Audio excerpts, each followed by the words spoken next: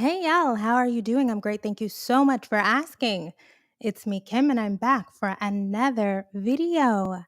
Hi, it has been a minute since I've been on this channel. So many changes, life updates, reorientations, refocuses, but I am, always on the quest to be consistent with the videos and the streams.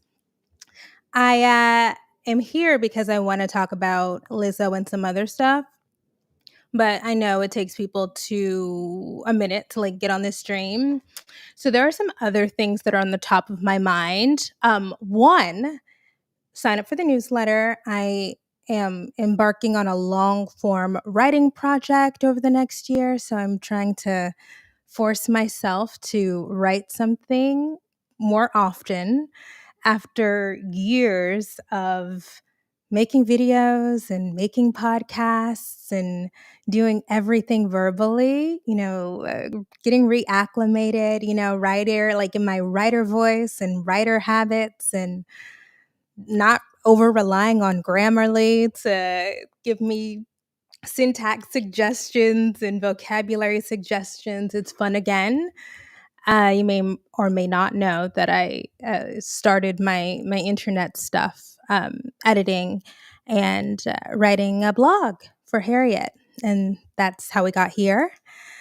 What else is on my mind? Oh, yeah. So I said all that to say, sign up for the newsletter. The link is in the description box down below. What else? Oh, I didn't watch Love is Blind from beginning to end. But yesterday I watched, I don't know, 4 episodes of Love is Blind, so the important ones. So I watched the first one and then watched a couple in the middle, maybe 3 in the middle, and then watched the last 2. I have so many Love is Blind thoughts that I actually have to write about Love is Blind now. Oh, that was my actually have to write about Love is Blind now. Oh, this is up because we have new merch. We have new merch. The Ban Bigotry Not Books, the most adorable merch. That's up. Okay. Um, I have some. I am outraged about Love is Blind. Um, Outraged in a way that I have not been outraged in a long time because I loved Ashley from the very beginning, from that first episode. I knew because she was featured so prominently in that first episode that it was going to, that there was gonna have a lot happen for her. And I thought, oh, I like this girl. I want her to get everything she wants. Clearly, they're setting her up for something big. And what they set her up for, I am so disgusted. I'm so disgusted. Anyways, the merch is available. Sorry, I see the comment at shopknf.com. There's also going to be a merch shelf down below. As I've said elsewhere, this is, in my opinion, the best merch ever because I just think my taste is better now. I just have a better aesthetic eye. But back to my just Love is Blind. Well, I'm gonna go long form, but just this is off the cuff. I am literally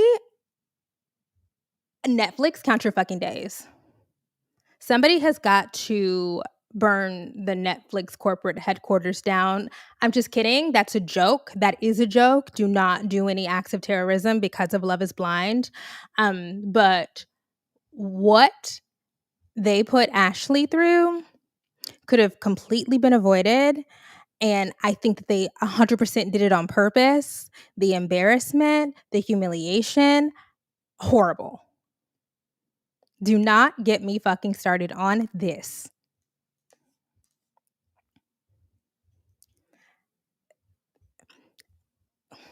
Okay, I can just get it started for a minute, a little bit. Sorry. If you're watching the replay, just skip past this. There is absolutely no way, no freaking way that the situation with Tyler, that's his name. That the producers of this show were not aware of that. It's literally impossible. There's no way.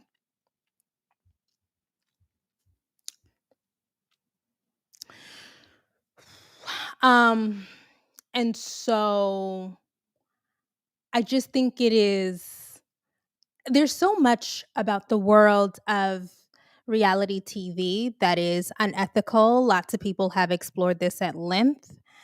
There's a writer named Jen Posner. She's actually written a whole book about how fake and horrible and damaging reality TV is. Emily Nussbaum at the New Yorker has done some good long form reporting on reality TV in general and Love is Blind in particular. And I thought after last season that because not only was there lots of conversation about Love is Blind, but people were like amped up about it, like negatively, that they would maybe make some adjustments. I definitely noticed that there was a lot of Black people this season. Like my boyfriend was like, clearly they see who is carrying this show because there's a lot of Black people this season. But for that to happen to that girl, oh my God. And then she brought her mom, bro. If you set me up to bring my respectable, upstanding mother and god sister to be humiliated, I would be so I just we've got to defund Netflix because it's beyond. It is so harmful and inexcusable. Anyways, that is my little Love is Blind.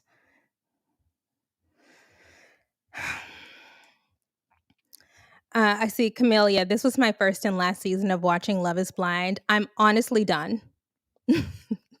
I will never watch this show again because we know for a fact from all of the reporting around this show and what goes into casting that producers are looking at social media, they're doing background checks, they're looking at friends of friends and acquaintances and family members. There is no way that they did not know that that man had 3 children. It's just not possible. It's not. And so you set this woman up, cute as a button, great personality, immediately popped on screen for me. You set this woman up to not have a monumental heartbreak. She is spending all of this time talking about how she has been abstinent for years, that she has been intentional about dating and to match her with this man who we don't have to get into the finances stuff, but I definitely looked up the annual salary for a nuclear security officer. And okay, and he has 3 children, not fucking sperm babies, 3 children. I hope that y'all have been I'm not on TikTok, but it's made it to IG Reels. I'm disgusted. Get y'all need to get off these fucking shows. Everybody, get off these fucking shows. It's Paige and Chris all over again. Get off these fucking shows. Anyways,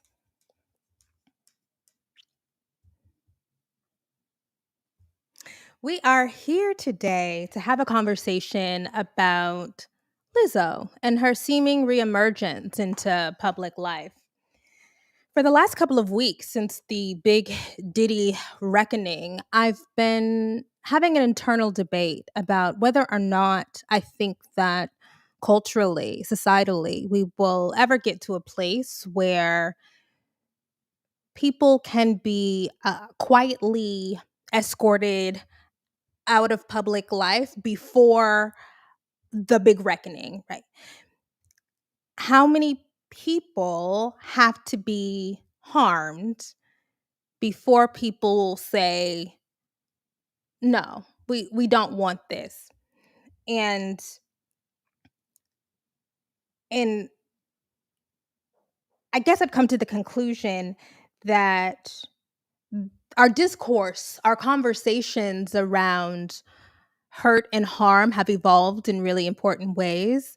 It really warms my heart to see young people, particularly Gen Z, be so adept at naming cruelty, be so agile at recognizing abuse, and tell the world about how they are setting boundaries in their own lives. But I actually think that it might be harder to levy real consequences against celebrities who do harmful things now, because escapism is so easy to access. Our desire to use celebrities as vehicles for pleasure and pain via the devices that we carry around with us all day, every day, I actually think is at an all-time high. And that's where I ended up on that conversation. And then last week when Lizzo reemerged, and I'm a huge Lizzo fan, have been a huge Lizzo fan for years. I've been an all out 100% Lizzo apologist. And when I saw her do two public appearances last week, one at the Fortune Women of Power Summit, and then the other campaigning for Kamala Harris in Michigan, I thought, oh, well, this is a good time to see if I can live up to the kinds of values that I would like to see reflected in larger culture. If my primary critique of the way that we engage with fandom and standom and popular culture is that we prioritize the pleasure over justice or pleasure over accountability, can I do that? And so that's why I wanted to take a minute to write about Lizzo. The full write up is on the newsletter, as I mentioned, kimberlynicolefoster.co. And I wanted to take some time to just to work through my thoughts on it here. All right. As we all know, Lizzo, number one hit maker, pop culture icon, multiple Grammy award winning superstar, trailblazer, innovator. Last year was accused of creating a hostile, degrading, abusive, sexually exploitative, discriminatory environment by three of her dancers and a former wardrobe designer. And I have read the complaints. I've kept up with the back and forth in the media between the lawyers very closely, and I definitely think that in order for me personally to really, and who am I? I'm nobody, right? I'm just a person who shares their thoughts on the internet. But in order for me to fully re-engage or feel comfortable publicly supporting or lifting up, there are certainly some questions that I would need, just as a fan, as a nobody fan, would need answered. And can average people hold multimillionaires accountable? No, that's not really a thing. No. But certainly we can encourage and endorse remunerative steps from celebrities when we believe, and again, this is just my belief, that they have perpetrated harmful acts. So that's where I am here right now. All right.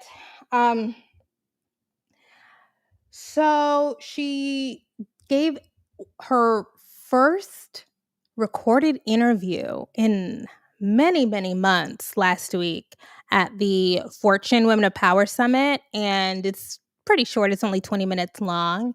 And I wanted to go share here the parts that I found to be interesting and intriguing, and the parts that I found to be disconcerting. So we'll start with the lighter stuff and then we'll get into the deeper stuff. Okay. Let's start with the conversation about body image. How do you experience your body changing and still connect with the person or the woman who maybe identified with you when your body looked different? How do you walk that line? Well, for years now, I have evolved from talking about body positivity into body neutrality, which means my body is nobody's business. Other than yours. Other than me, my doctor, my trainer, and my man. Observe. If you like what you see, cool. If you don't, keep. Okay, so that is her, Lizzo, explaining that she is no longer a proponent of body positivity. She has decided to move on to body neutrality. As I mentioned in the article, that's not the first time that she has said something like that. In March, it was a short little write up in the New York Times about the forthcoming swimwear line. And she said, that for her, body positivity was, I believe the verbiage was antiquated, obsolete, antiquated for sure, just an outdated conception. And that body neutrality kind of makes more sense for where she is personally and where we are culturally. She definitely said in that article, again, linked in Substack, that because she does not always feel positive about her body, sometimes she feels great in it, sometimes she doesn't, that, you know, what I got from it is positivity forces her into a frame that isn't always appropriate. I think a lot of people are there. I think body positivity had its place.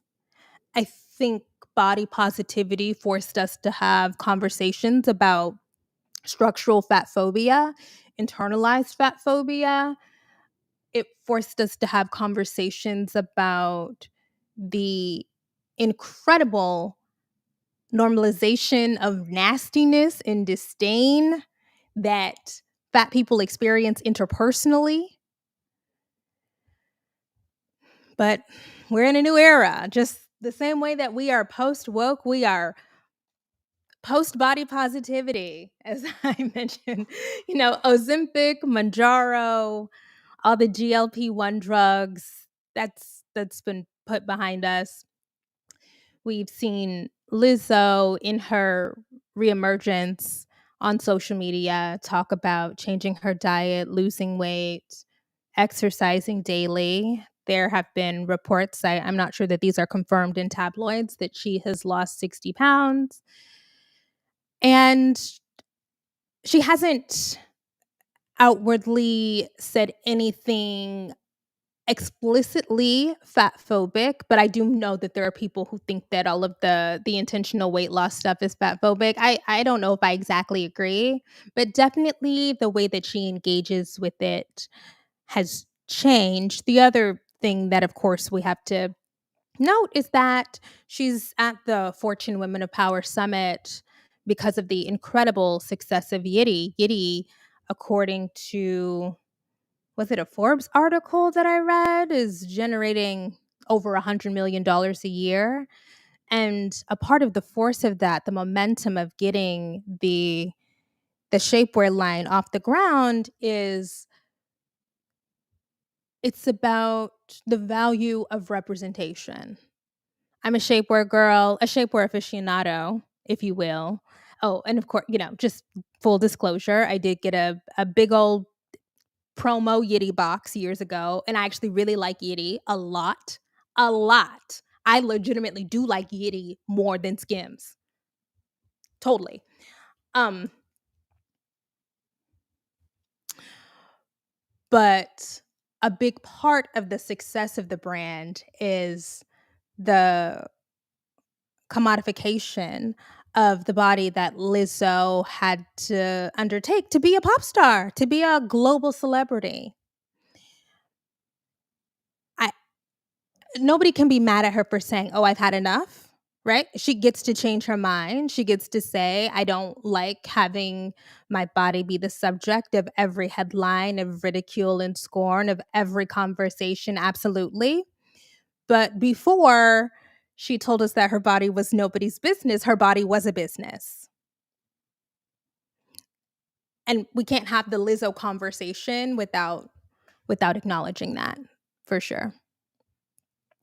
I am certainly curious to see how she will engage with the topics of body image, self-image in the future, if she will engage them at all. I mean, there's even a conversation about if shapewear is inherently fat phobic. And that's probably a valid conversation. But I don't have time to get into that today. Okay. But we don't have time to do that today. Um but yeah, I thought that was really fascinating. Fascinating as she undertakes her year-long, what did she call it? Not a sabbatical, but she's grinding. She said, I'm not taking a gap year. Oh, she said, I'm not taking a gap year. This is a grind year. So for the next year, she's going to be in Bali working.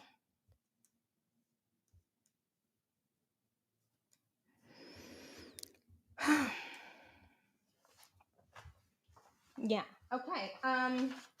Any other things? Yeah. Oh, I will while I'm here. And I don't know if I linked this in the Substack, but I did come across when I was reading up on this to do the writing, a really interesting article from Teen Noir, who's a YouTuber but also a writer, and that was published in These Times, where she talks about the rise and fall of body positivity and where we are now. Ozempic definitely killed body positivity, for sure. And that's not to say that we begrudge people for saying that they have a desire to change their bodies because they want to be healthier or they desire more mobility. To me, I really think it's how you talk about changing your body, you know, the way that you engage changing your body. But yeah, I'm not on the losing weight is inherently fat phobic. Like when people say they're trying to stay alive and live, like I totally believe that. Totally believe that. Um Next I wanted to listen to her Big Up Chapel Roan. I just listened to Chapel Roan's whole album when I was working out, and it's incredible. I see a lot of parallels to her in we had the same kind of like rise, and it was so quick. And I watch how she handles her relationship with the public and fame and how it's ever changing. And baby, if I had to say one thing to her, call your therapist. I wore my therapist out when I was becoming famous, baby. Her phone number and my phone was just indention with my finger because I need you. So I look to her and I respect her a lot for how she handles herself. Yeah, that's interesting. So of course, I'm a huge Chapel Roan girl. I have been talking about Diary of a Midwest Princess for months. Album of the year. It's between Chapel and Sabrina. I'm trying to do this is my on the spot, who's gonna win. I think but you know what? Maybe it's probably going to be Sabrina because she has more actual like Billboard hits. But Diary of a Midwest Princess the album is doing really well on the charts. Ooh, if I was like a member of the Academy, like the Music Academy that votes on the Grammys, I would vote for Chapel Roan. I think. I just think it's so good. Shout out to Dan Nigro. Anyways, When I heard Lizzo do that comparison, I was really taken aback because I hadn't thought of it. When I heard her say, I recognize the similarities between my career trajectory and Chapel's, I said, why did I not think of that? Of course. Of course. Like, what's going on, right? But yeah, really, really true if we compare the fact that Lizzo's first number one big hit was Truth Hurts in 2019, but Truth Hurts was recorded and released in 2017. The same way that, not Good Luck Babe, that's a newer song, but the other songs on Diary of a Midwest Princess. You know, my favorite, HOTTOGO. But I also love My Kink is Karma. Of course, you gotta love Pink Pony Club and Feminine Nomina. Those are old songs. I mean, Chappell in interview says, I wrote those songs years ago. And if you see the videos for those songs, she doesn't have the signature red hair there because she recorded these videos when she was coming up before she really popped. And it's timing that created an opening for Chappell, the same way that timing created an opening for Lizzo. One of the reasons why I have been such a Lizzo apologist for years. I've been a Lizzo apologist for years because I understand that the territory that she has navigated is completely uncharted. It's just a fat, black, not light skin, okay? Global superstar, number one pop hits. Not trying to cover up and wear muumuus all the time, not apologizing for being brown skin. I don't know if y'all call her dark skin. I don't want to have that debate. Not apologizing for being not light skinned and big, antagonizing people with how much she was loving her body and enjoying her body and being sexual and playful and fun and partying, seeing how much it upset other people and her leaning into their disgust, not apologizing, but also while leaning into their disgust, while being, I don't want to say inflammatory, but maybe intentionally incendiary because of how normalized, as I said earlier, disgust and disdain for fat people is. Yeah, maybe being incendiary, but also saying when people are being mean for no fucking reason, it hurts. That is like some completely new shit.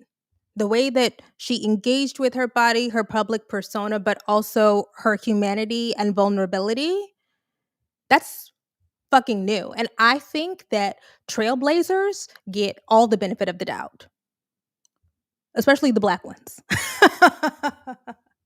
Okay?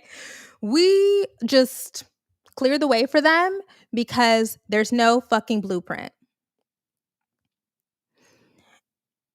And I think that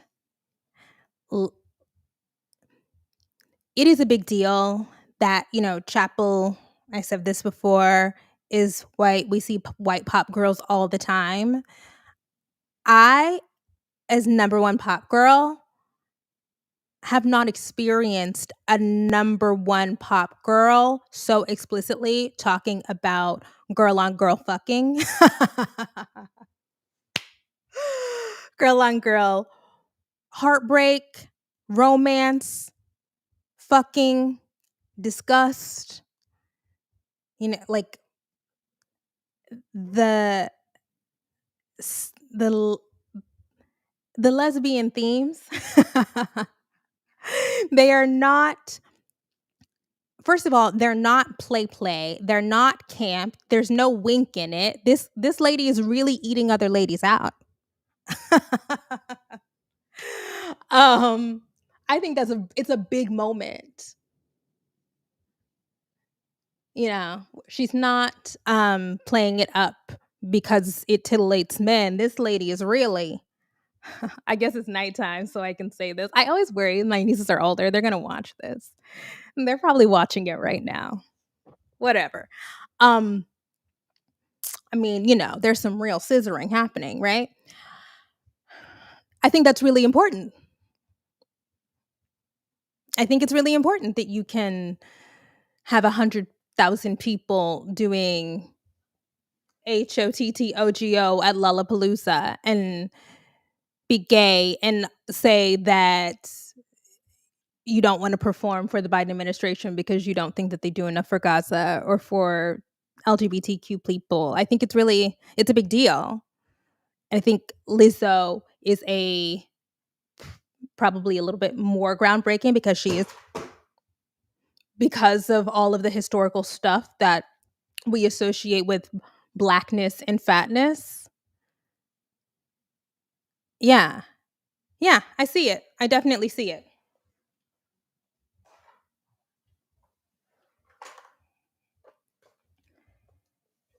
So anyways, the other thing that really caught my attention about the transition that Lizzo has made with regard to her public persona is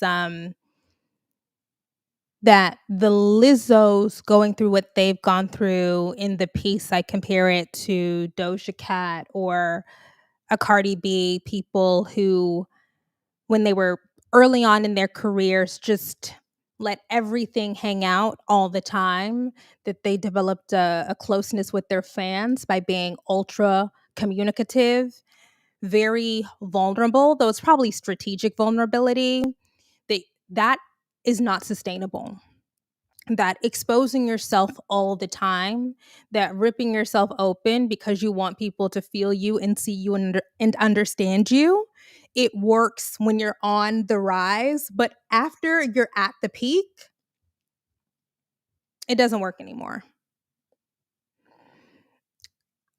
I think what we see with uh, every fucking pop star in history, to be honest, is you show yourself, you reveal yourself as you're climbing the mountain of fame. Okay. You're going up the fame mountain and it's so fun and everybody is watching you and consuming you and tuning into the Instagram lives and your funny tweets. But then you get to a point where the consumption is not building you up. It's eating at your soul. It's breaking you down.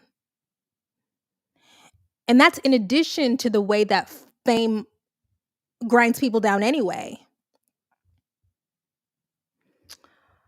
What was I thinking about? It's Cardi, it's Doja. Who else was I thinking about I remember because I don't use Twitter anymore because it is a disgusting fucking hellhole. And I do not want to contribute one fucking cent to Elon Musk's bottom line. But I did get on Twitter in 2008. And I remember when Rihanna used to be a tweeter and she would tweet random shit and subtweet other celebrities. There's the famous back and forth with Sierra about, I want to see you book that stage that you speak of or whatever. And then there's just a point where Rihanna gets older, but also gets too famous and too rich to just be getting on the internet all willy-nilly.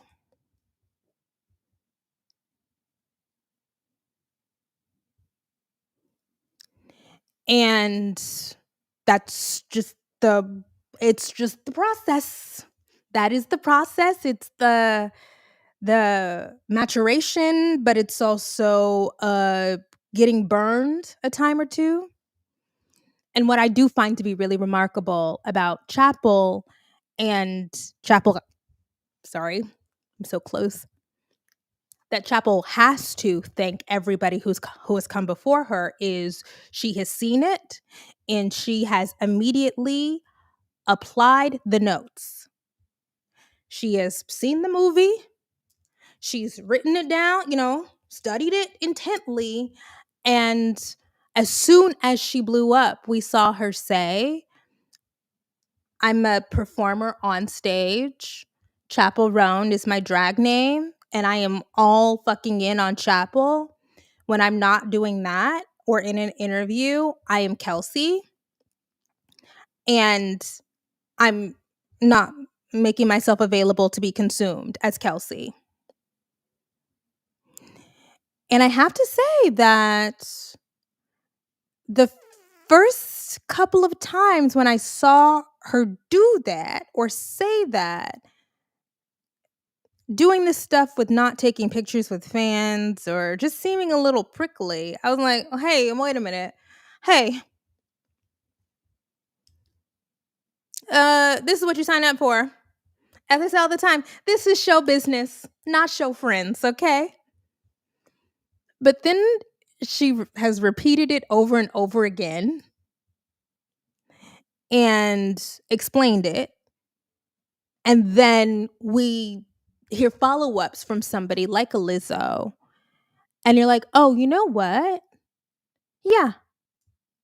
Yeah, actually, that's fine. Yeah. Instead of having to go do the years of being ripped at and scolded and degraded and torn apart the way that somebody like a Lizzo has, just bypass that. Just bypass that. Yeah. Just say, hey, what did she say on the red carpet of the VMAs? I just got famous 2 months ago. I'm not doing this for 10 more years or 20 more years or whatever. Yeah. Yeah. And so, again, that's why when we see super famous people make their adjustments, take their licks, and retreat a little bit, my personal instinct is like, okay, well, but you spent all these years doing something else. But then you have to be like, but you know what? You're a human. Humans get tired. Yeah. And especially in this environment where everybody's dopamine receptors are fried and they are looking for little dopamine spikes by being nasty and antagonistic, just withdrawing and saying the future is going to look different, perfectly reasonable, understandable, and acceptable for sure.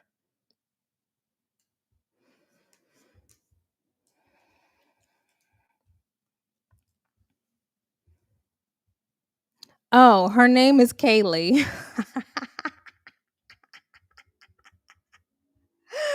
Why did I think that lady's name was Kelsey? Oh, anyways, Chaperone's name is Kaylee. Anyways, shout out to Kaylee. All right, moving on. Vulnerability. Do we have anything else before we get into the I have seen this quote kind of going around and I think was decontextualized. We're in an era where a lot of artists understandably are nervous about wading into the fray on issues because cancel culture, everyone's so polarized. Has there ever been a time where you've held back from talking about an issue on your platforms to protect yourself? I mean, you talked about protecting your peace as one of the reasons for your gap year. Does that ever impact what you say and what you post on social media? Baby, I've been canceled for everything at this point. Only God can cancel me now. I think that I talk about the things that are important to me and I talk about the things that I can bring a difference to. Mm-hmm. And I think that those are my boundaries now with the public. Yeah. So that corresponds to what I was talking about previously. we understand that when people are posting up their social media clips that it gets decontextualized and people connect what she said there about using her platform for advocacy to the allegations, and that's not what she was talking about in context. Hyper engaged social media people, I think a lot of us go through the thing of once you get dragged. Once you get dragged, the 30th drag, you're like, girl, I'm gonna be fine. I mean, I truly feel I'm gonna be fine. Like, please. I don't care. That doesn't mean that I am shut down from people saying that I'm wrong. Like, it's totally possible for me to be wrong, but I'm not wrong just because I got dragged. But that's a conversation for another way. That's a conversation for another day, because I was actually telling somebody the other day that there is a stance that I got dragged for a decade ago relentlessly for days that is the normal, it is the baseline default Black woman position. When I said that I was not going to march for Black men anymore, I got dragged for days, weeks in 2013. But now that's the norm. So that's how I found out. Just because people drag you don't mean you're wrong. But the cancel thing is with regard to her right before that saying that she's encouraging people to vote and that she was supporting Kamala Harris. And she was out on the trail for Kamala Harris in Detroit over the weekend. Okay. Now we have to get into the serious stuff, and I have to get my notes, because when you are talking about legal things, you have to have notes. Okay. Okay. So let's start with Lizzo's response to the interviewer, Ellie Austin at Fortune, attempting to broach the subject of the allegations. You had a difficult year last year. You had some allegations against you of sexual harassment and creating a hostile work environment, all of which you have denied, and I want to be completely clear about that. How did you feel when that news came to light? I don't want to talk about things like that. This isn't the space for it. We're celebrating female CEOs and powerful women. This isn't really the space to talk about the negative things that happen to us, because so much negative stuff happens to powerful women, and this is not the It space. does. I did. And I think that's one of the reasons why we have to ask the question, to give the powerful woman the opportunity to answer in her own words rather than just let stories circulate online. Right. As I agree with you, I don't think this is the platform for that. Okay. Okay. Whew. I have a lot of feelings about that. I have to have my notes here because don't sue me. Okay, so currently, Lizzo faces multiple lawsuits alleging sexual harassment, weight shaming, racial discrimination, and the creation of a hostile work environment. In addition to Lizzo being named, several high-level staff members are also named. One is a lawsuit filed jointly by 3 former dancers, and the other is a lawsuit filed by a wardrobe designer. With regard to the sexual harassment allegations, the dancers allege that Lizzo pressured them to engage in inappropriate acts during a visit to an Amsterdam strip club. I am hesitant about whether or not I want to go into more detail than that. There's explicitly sexual acts. Okay, we'll just say that. One of the dancers, Ariana Davis, claimed that Lizzo made comments about her weight gain, and that after Lizzo made those comments about her weight gain, she was fired. I believe that part of the lawsuit, the fat shaming part of it, was dismissed earlier this year. Another allegation in the suit is that the dancers allege that they were religiously shamed, that they were uh, forced, prodded, coerced into engaging in a kind of sexual professional environment that made them uncomfortable, not explicitly from Lizzo, well, sometimes explicitly from Lizzo, like in especially in the Amsterdam club incident, but also from Lizzo's dance captain, Charlene Quigley, that when they expressed a hesitance, a reticence to engage in sexually explicit conversations or environments, that they were shamed for their religiosity.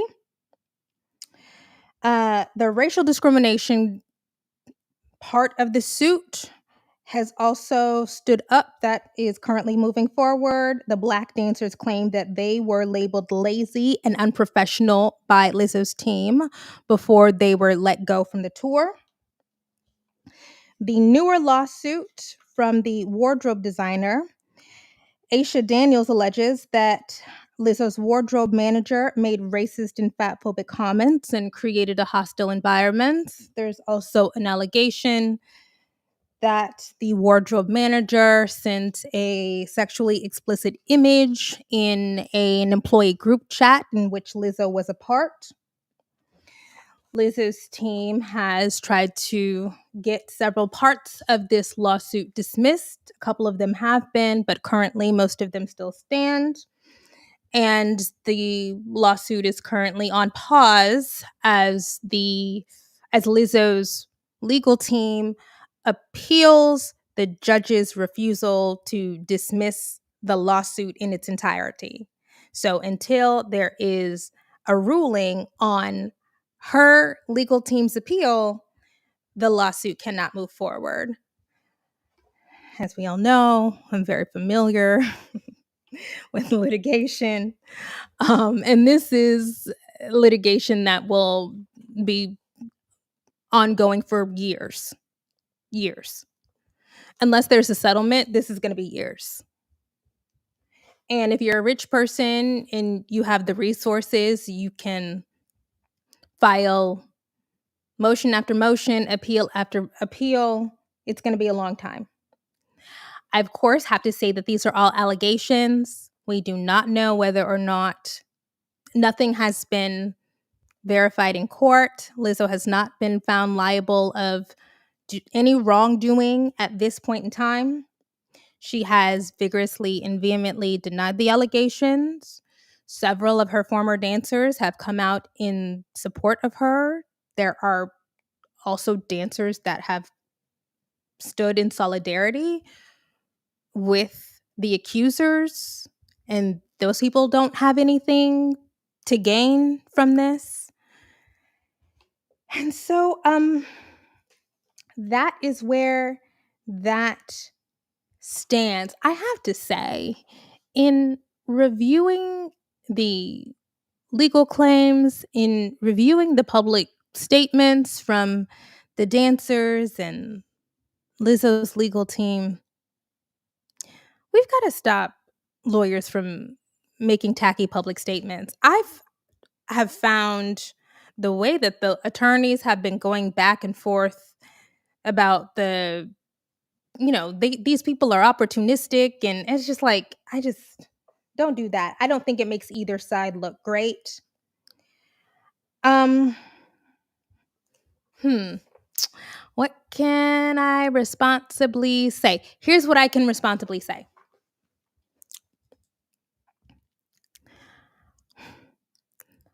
I feel like it is my opinion that it's really important that multiple dancers are plaintiffs in the original suit. I think that's really important because of people's natural instincts and inclinations to side with power, to side with celebrity, to side with the people who have brought them joy and fun and positive representation. Multiple people sitting next to each other and detailing their allegations, I definitely think present stronger.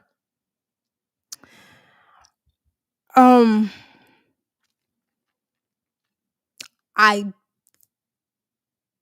I think the detail of the claims and the full suit are such that I, with zero law degree, am inclined to believe them.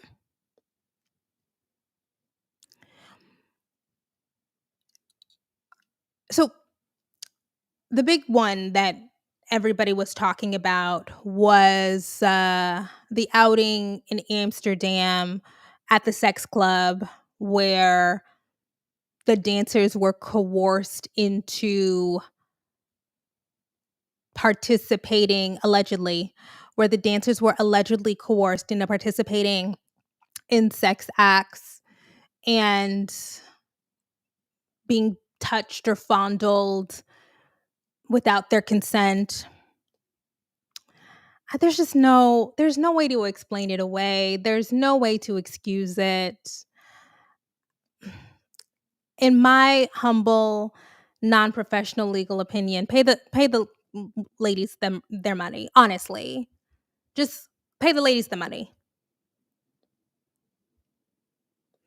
I know that in one of her public statements, Lizzo said, "I am not a monster," something to that effect. "I am not a villain." I don't think that you have to be a monster or a villain to make bad choices, allegedly.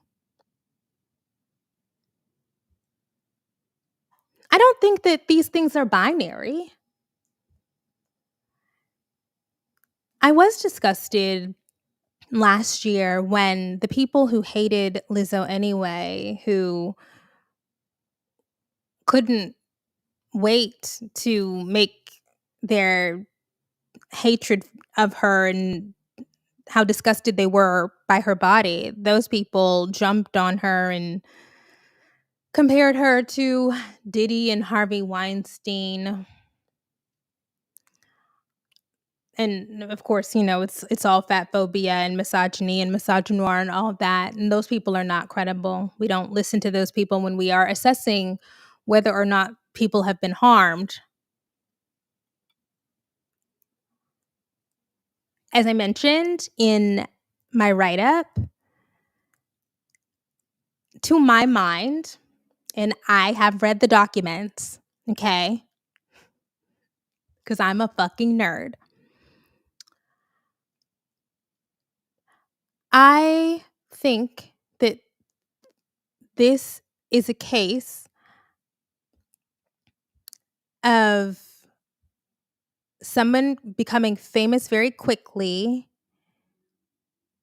having a certain kind of persona, a carefree persona, a fun persona, a sexual persona, and not having the ability to erect the necessary boundaries in order to lead and maintain a safe workplace.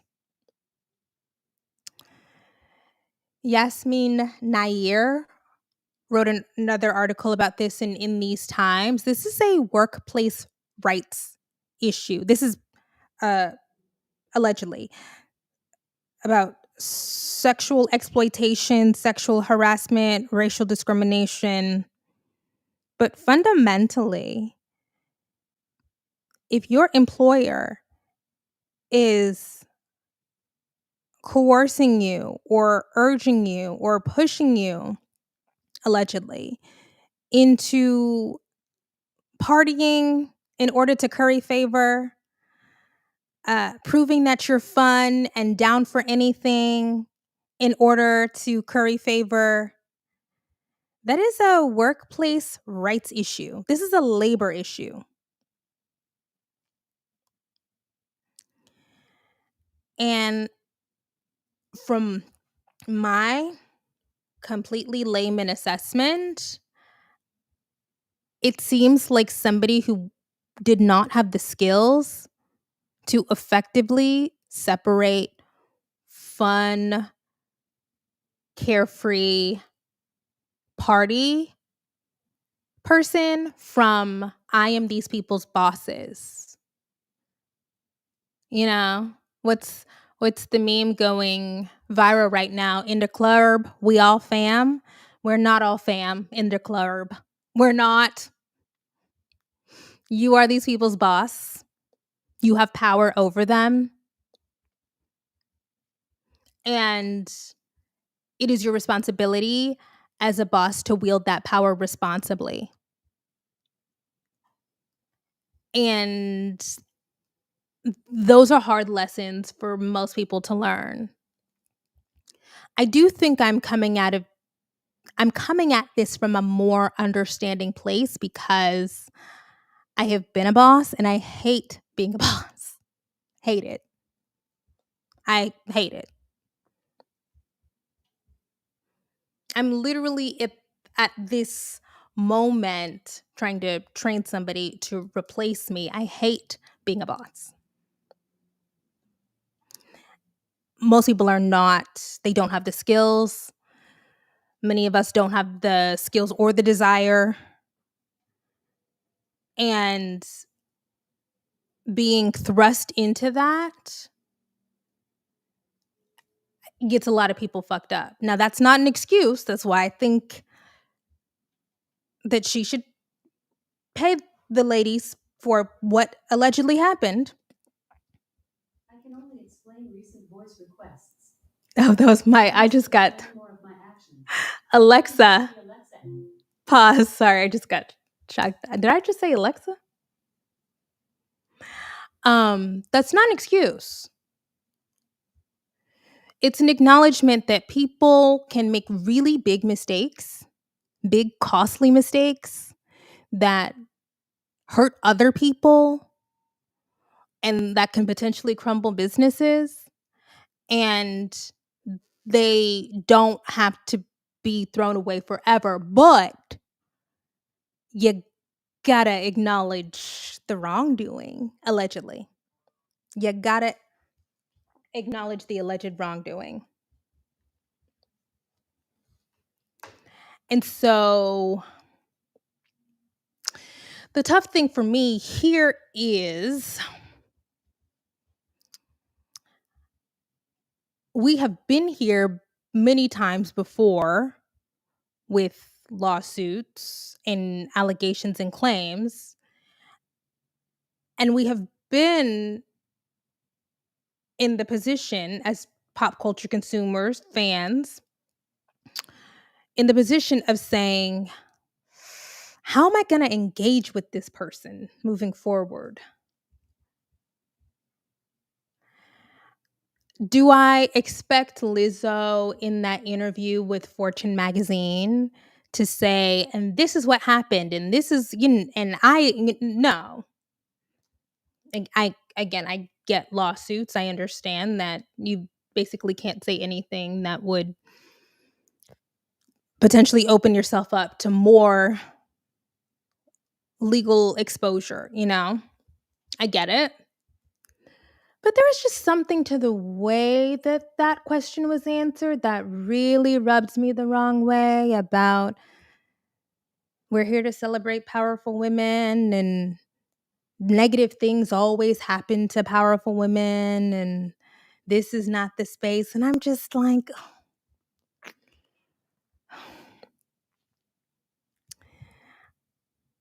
it is a gross, distasteful use of identity politics.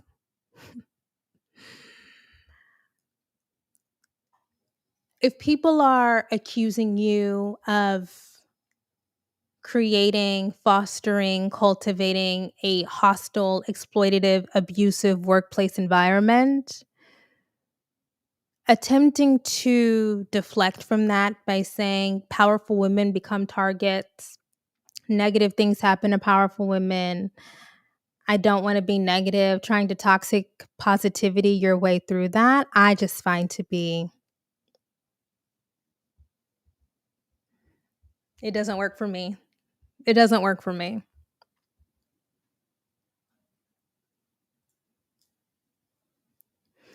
Because it feels like you're using your identity to create cover for misbehavior.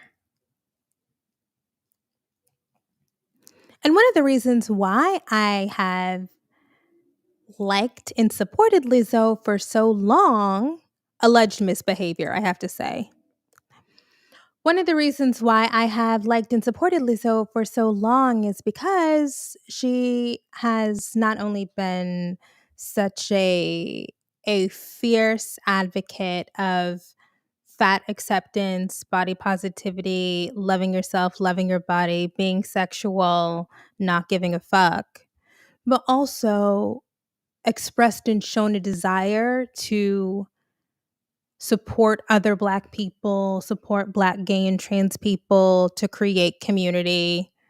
I've loved the relationship between Lizzo and SZA over the years.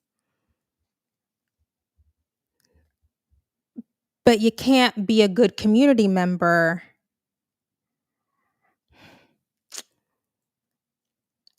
You can't have community without being able to admit missteps. You can't be a good community member or a responsible community member if you're not willing to say, I fucked up. Allegedly.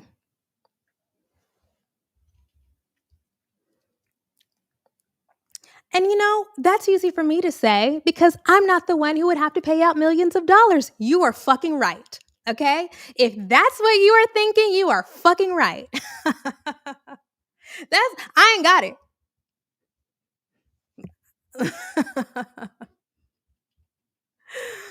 um but great power, great responsibility, et cetera, et cetera. And so, yeah, I definitely think it is odd. I definitely think it was odd for after the great Diddy reckoning. I definitely thought it was odd. And as I am saying over and over again, I do not believe that Lizzo is Diddy. In the court documents, Lizzo is not even, there's nothing in there that is what's in the Diddy documents or the wines. It's just not there. But I do think it is odd to have her out on the trail. I do think it's odd. I just think it's weird. like are we just gonna pretend? Like, are we just gonna pretend?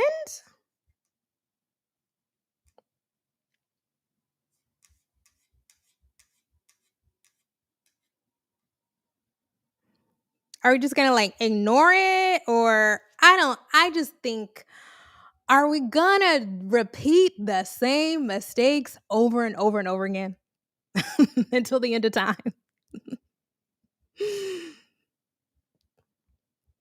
We don't have to shun the lady. We don't have to throw tomatoes at her. You don't have to freaking call her Harvey Weinstein on Instagram or TikTok comments or whatever. But are we just gonna pretend? Um, I guess the question is like, how many alleged victims? Like, how many lawsuits? How many alleged victims? I don't know. Hmm. But the Democratic Party, I mean, they got Bill Clinton out there. So look.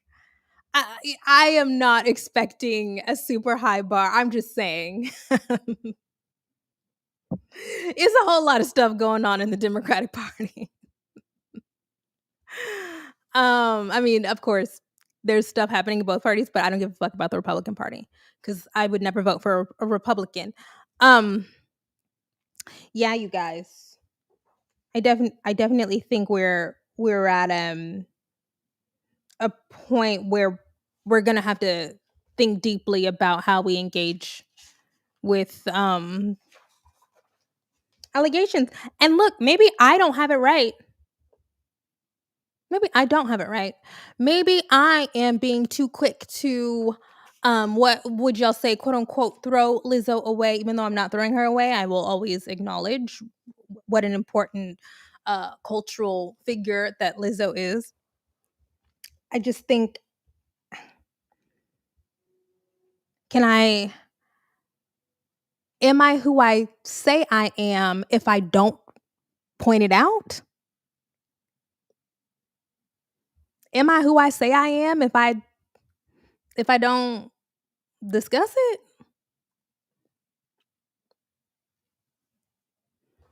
I don't know.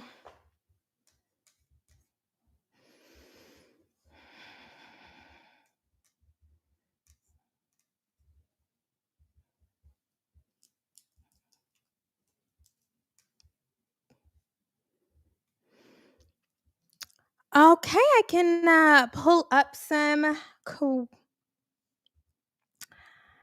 I just feel like her ego is too big to actually grow from the experience, which is a turn off.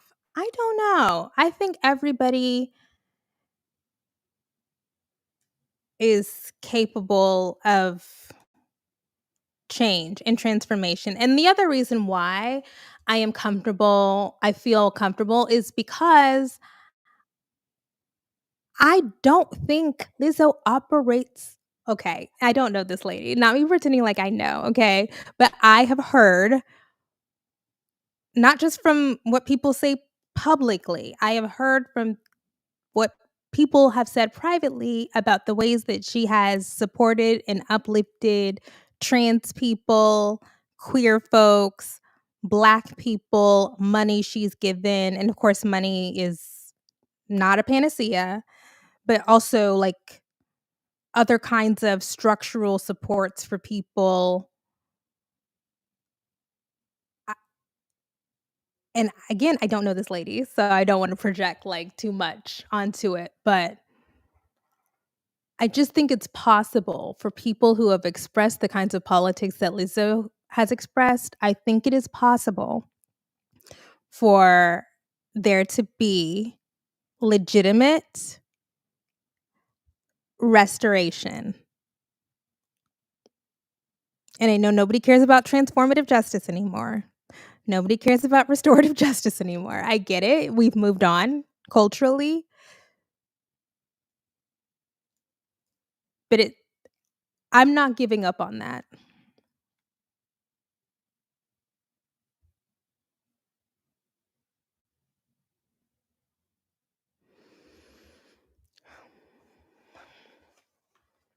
Okay.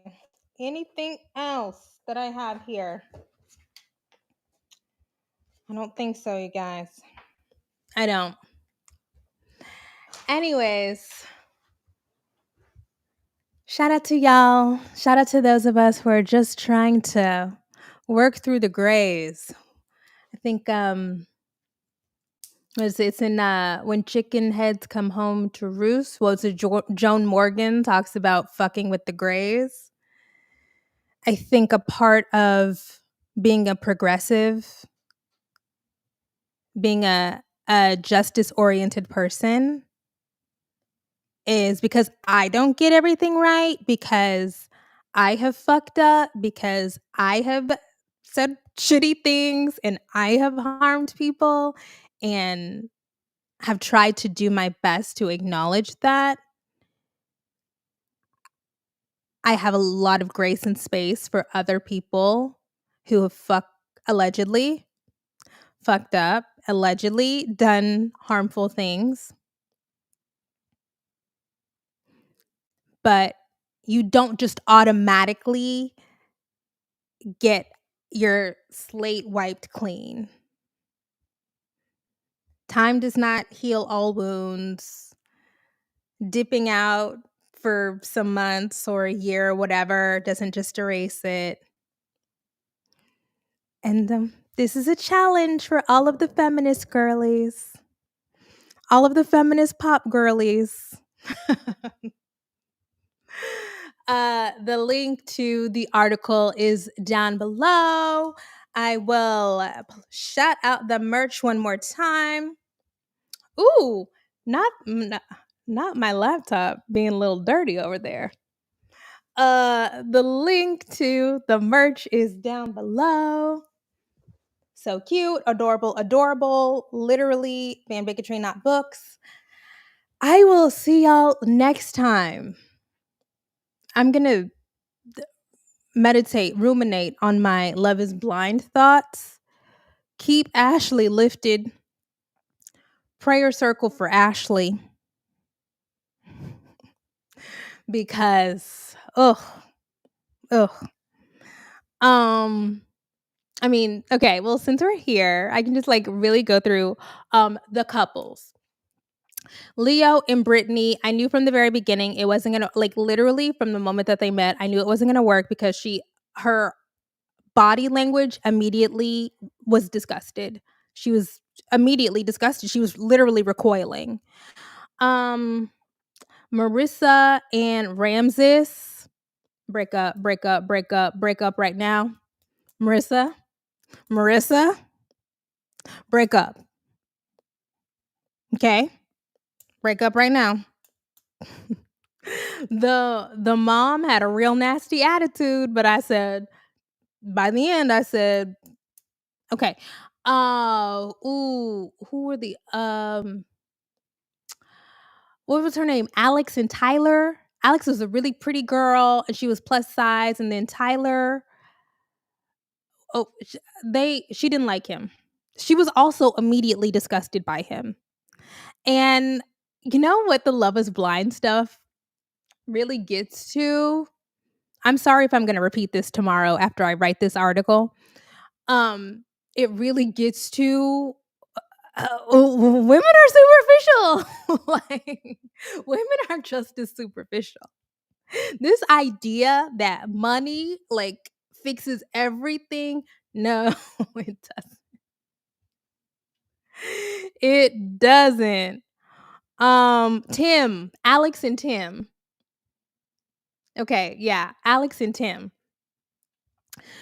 Alex was immediately not impressed by the way that Tim looked. And Tim would even be like, it's not just that women are superficial, like women want to be physically attracted and they want to be sexually aroused. It's that men also understand that women are similarly superficial and want to be attracted, and they can feel it. Cause every time Alex interacted with Tim, you could tell that she was interacting through the lens of she's disgusted by his physical appearance. I'm not saying that his physical appearance is disgusting.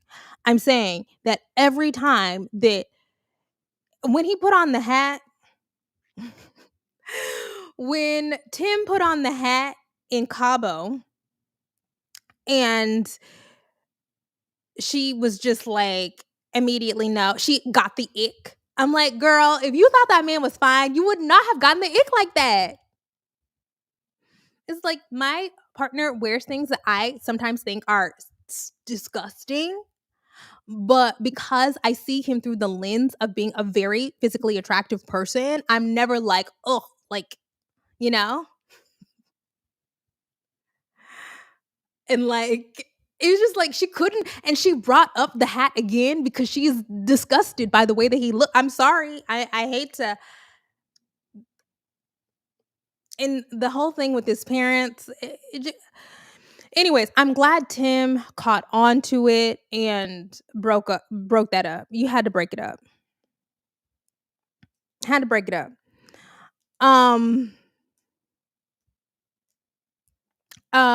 Nick, Hannah and Nick. You know, Hannah's on that Zempic.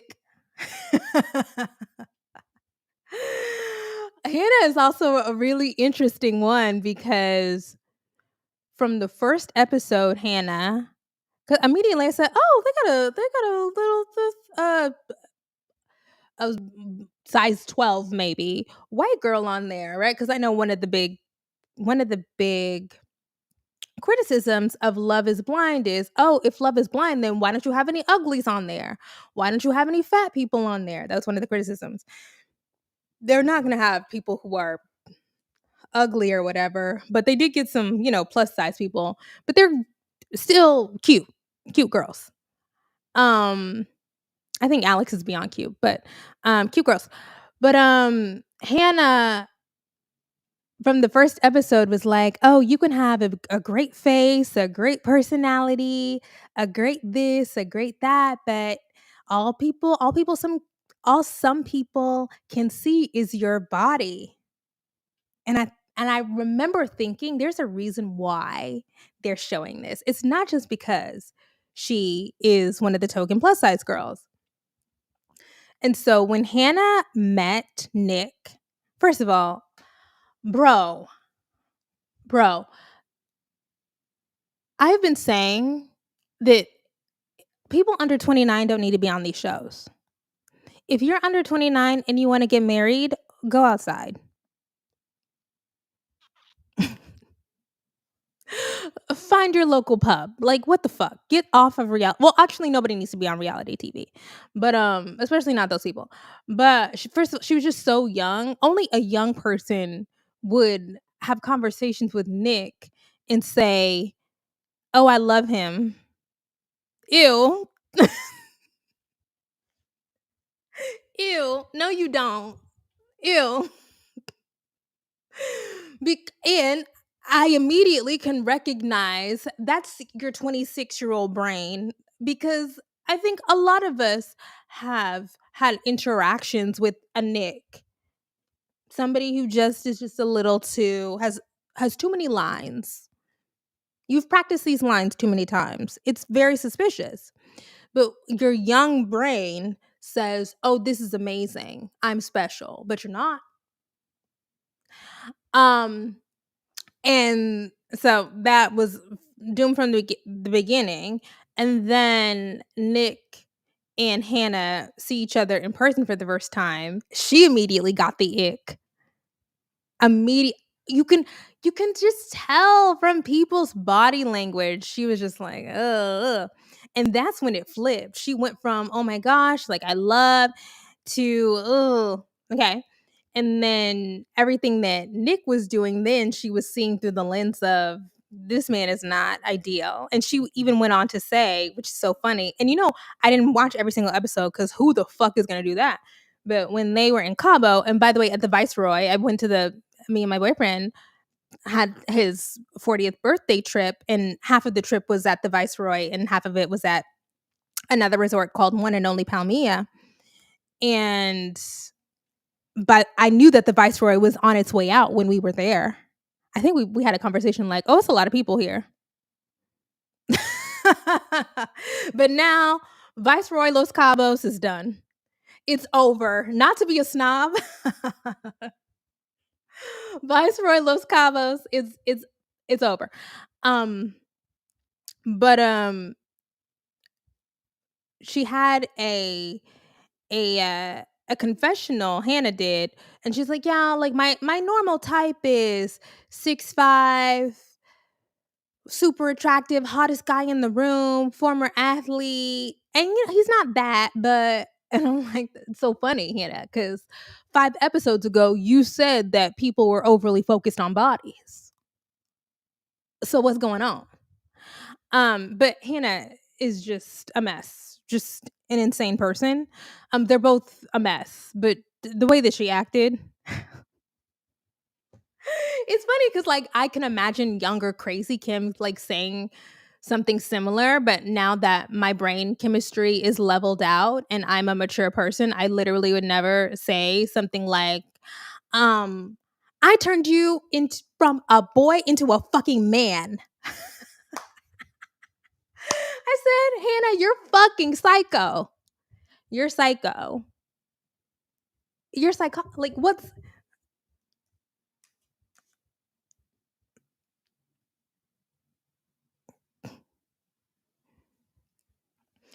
Um, like, why would you say that?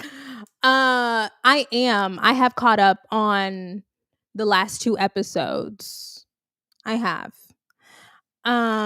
What else do I have about Oh, Marissa and Ramses. Okay, another perfect example of women are super physical is we are humans, okay? We are apes, okay? And so the excitement, the delight that Marissa experienced when she saw Ramses, when she literally could not stop herself from falling apart at how beautiful he is. That is a very attractive man if that's what you're into. It's not my aesthetic, I have to say. It's not for me, but I can acknowledge he is an attractive man, and just the way that she can't hold it in. She has to tell him how beautiful he is, how attractive he is, how she can't wait to show her friends and family pictures of this beautiful man, this gorgeous man. I'm just like, I said, now wait a minute, Marissa. First of all, you're already setting it up on the wrong foot. Even if you think he's attractive, you gotta keep it in because you don't want to turn. Look, this is conservative Kim. Okay, this is heteronormative Kim. You don't want to turn the men into the bad bitches. Okay, men cannot be the bad bitches. Compliments are great. If you feel attracted to somebody, you express your desire for them and your attraction. But the worst thing you can do is turn your male partner, put him on a pedestal, and make him the bad bitch. And Marissa made Ramses the bad bitch. And I just said, oh, this is not, eh, it's not gonna end well. Um, oh, Tyler and Ashley. Tyler and Ashley. Why am I not immediately remembering Tyler and Ashley?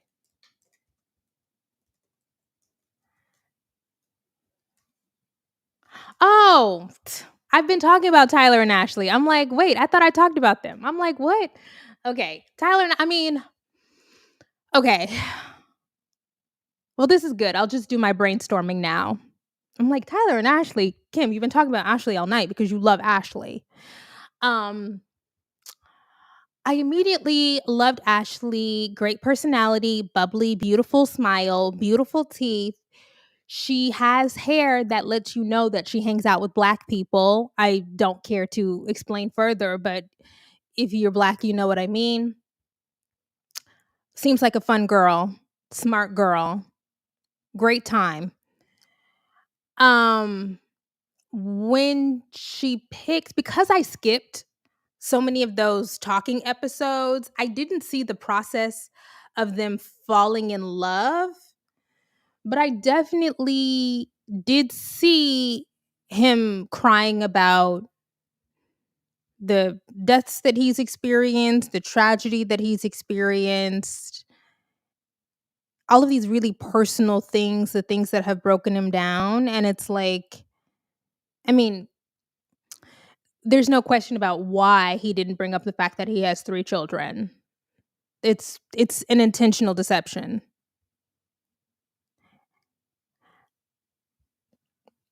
Guillotine. Guillotine. And then, cuz you know how I found this out?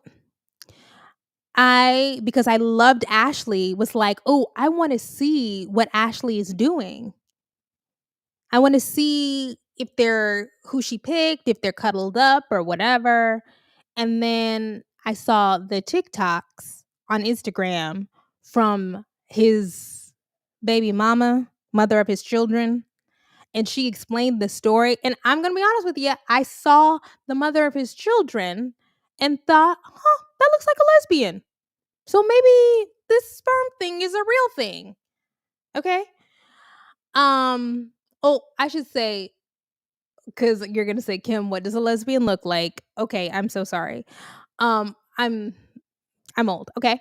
Um, but I did say that looks like a masculine of center woman. So maybe the sperm thing is real. And then she told the story of him. And then I saw the pictures that her mom put up of Tyler at all of the holidays and with the kids and on Facebook. And it's just like, oh my God. Just you're a horrible man. Horrible. And the Ashley thing reminds me, eh, it's the same storylines again and again for Black women, but I realize we see the same storylines on these reality TV shows over and over for Black women because those are the storylines that play out for Black women in real life. So I am really mad at Netflix because it would have been very easy to screen Tyler out. There's no reason why a man who at most, I'm so sorry, this is going to be classes, Kimberly, a man who at most makes $48,000 and has 3 children does not need to be on this show. I'm sorry. They are not a viable partner. They are not marriage material. Not for young, single people with no children. They are not. I am sorry if that is offensive, but no. Um and then the process of him revealing that and then her making excuses and saying like, okay, well, we're gonna keep going and I'm gonna do this. And then at the dress try on, when Ashley is there with her mom, who looks like a very refined, respectable, fun, supportive woman, and her god sister, same. And I was sitting with my boyfriend. I said, there's no way that Ashley has told those women that this man has 3 kids. There's no way. They're too excited. They're too invested. There's no way she has said anything about this. I'm sorry. It's just it's not possible. So now she has to, keep this secret in and so people can be excited about her trying on her wedding dress, which by the way, as soon as you have to start hiding things, as soon as you have to start concealing major details about your relationship, it's time to break up. At least to your family and friends, it's time to break up. Um, but yeah, I just yeah.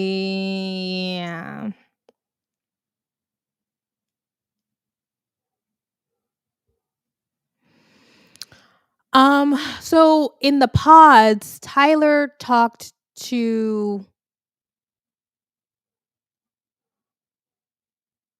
am I so I know Tim had his 2 sisters who died, but didn't Tyler talk about his mom being at a funeral and having to console his mom at a funeral? Didn't Tyler talk about that?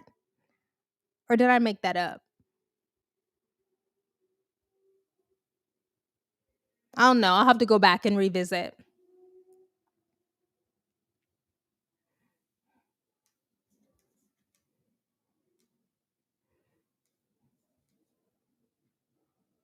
His grandmother died.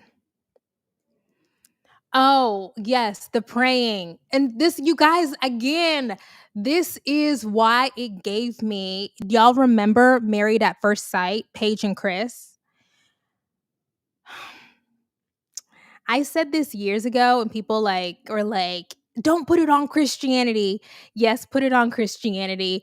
Christianity is an age old tool to bamboozle women. No shade to the Christians. I know many Christians who find a religious practice, a spiritual practice to be deeply fulfilling and important, a life raft, if you will, for them. The reality is that Christianity is a centuries old tool to keep women bamboozled. And so when Ashley is talking about her religious journey, her spiritual journey, and then we have Tyler doing all that praying, she is the perfect prey for a pathological liar and manipulator who understands the language and the culture of Christianity, particularly Black Christianity.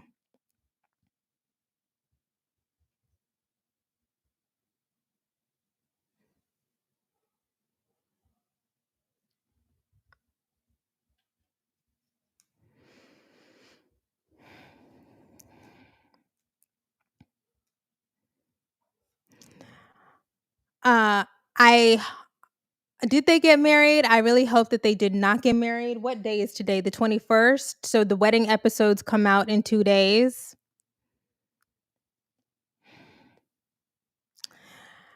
Um Oh, everybody needs to break up except for the science people. Garrett and Taylor? They're the science people? Garrett and Taylor? But everybody else needs to break up.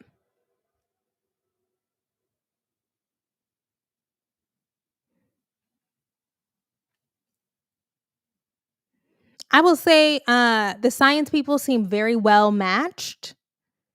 What are the odds that a clean energy lobbyist who has a hydrogen molecule tattoo would find a physicist on a reality TV show? I don't know what the odds are, but they seem very long. The fact that they found each other on this show, good for them. I do not blame Taylor's dad at all. I would not be on this show. I will support you at home. You are not going to have me out here looking crazy.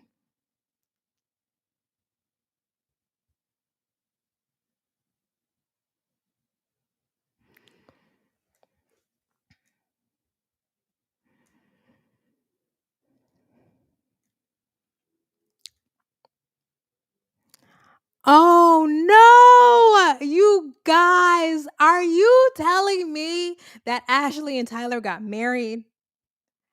Is that what you're saying?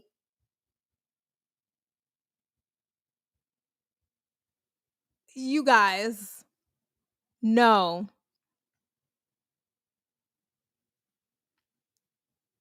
No.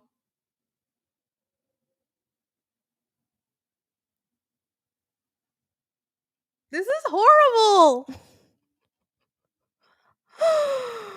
Oh my god. This is awful. I'm so mad. I'm so mad. Ugh.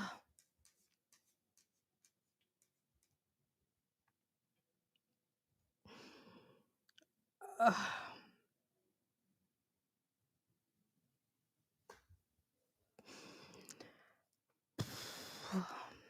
Okay. Well, as long as look, okay, so she believed the "these are sperm babies" line. I'm gonna be okay. So this is where we just like really have to go through all of the red flags. When I was sitting watching with my semi long term romantic partner, and I think he was a little disturbed because I was saying like all the time, like break up, break up, break up. These people need to break up. They need to break up. Red flag, break up. Red flag, break up. But that's because I think that you have to break up as soon as possible. like Like, I think that as soon as you see a red flag, you gotta break up. As soon as Nick did the thing on the beach, break up.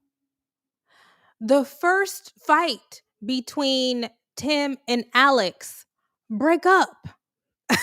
Like, Marissa talking to Ramses about him being disconnected and not wanting to pitch in planning the wedding and having to go to him and explain like, oh, we can work through it, break up. Because why are you talking him into being in a relationship? Y'all just got together, break up. But that's just me. That's just me. That's why I really appreciated Tim, even though he gave it was just too many chances. But I appreciated Tim being like, this is not, no.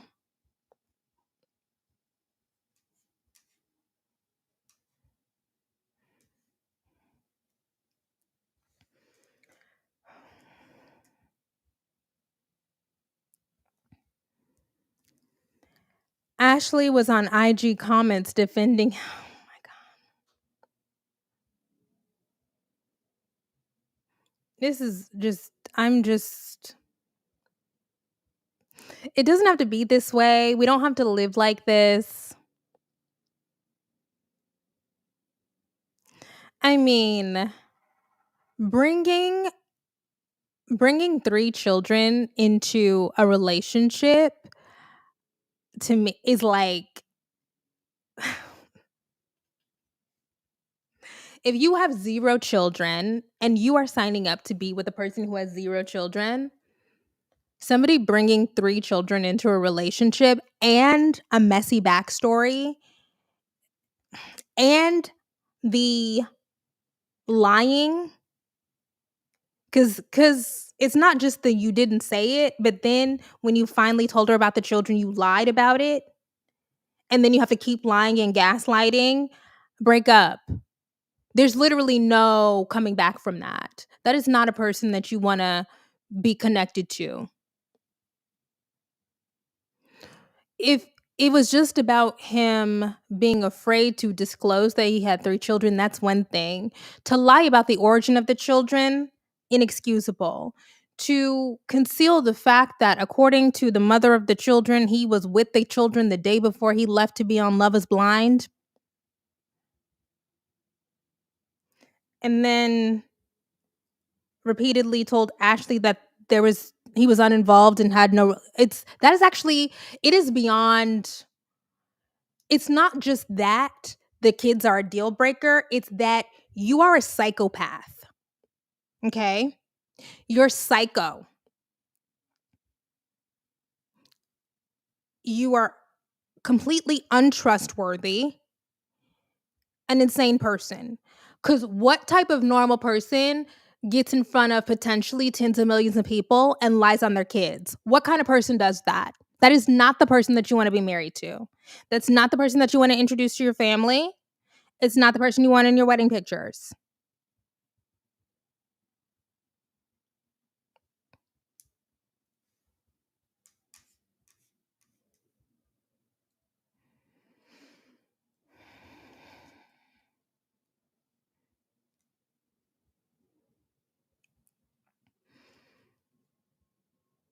Oh my gosh. Oh my gosh, Aaron. So early on, when I went to look them up and saw all of the story, I could only watch the rest of those episodes through the lens of this man is crazy. And you see Tyler foreshadowing the fact that some shit was going to pop off in Cabo. Oh, don't remind me of them sitting at that nasty ass restaurant at the Viceroy. I'm sorry, that was not a good restaurant. The food, actually, the rooftop restaurant was good. The downstairs food was not good. But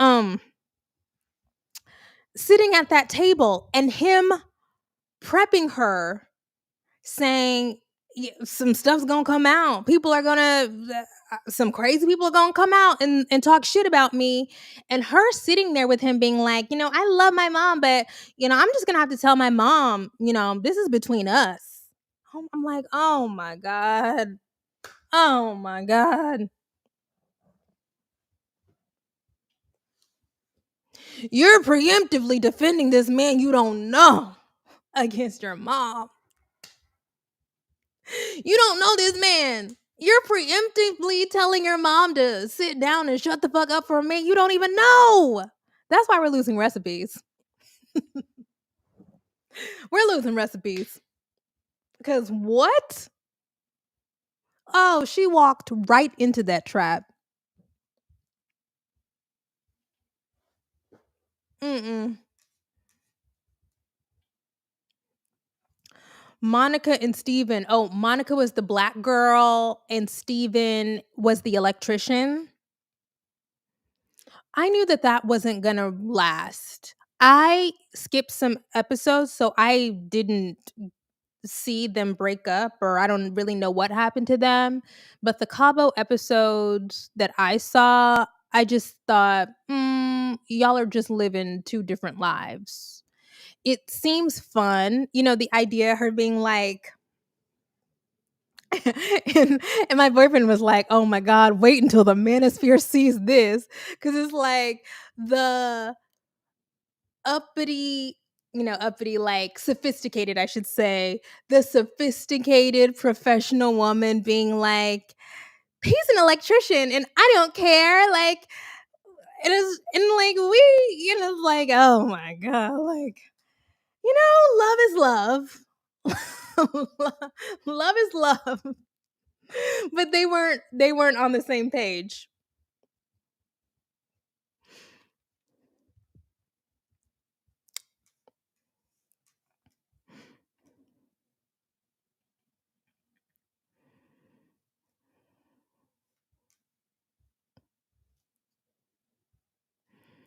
Laughing. Oh my God, I missed this. Can you tell me what episode this is? Because what episode number is the episode I need to go back and watch for Monica and Steven when they break up?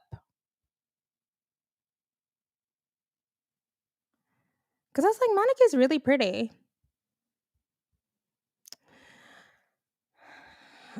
They broke up because she caught Steven sexting. What the fuck? That's the other thing. Okay, here's the other huge barrier that I have. Episode 8. Let me write this down. Let me write this down.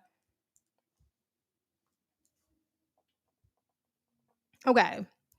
Another huge barrier that I have as a grown ass woman is grown people who are not 25, people who are in their 30s saying, I love you after 10 days. I understand that that is a central premise of the show. I get it.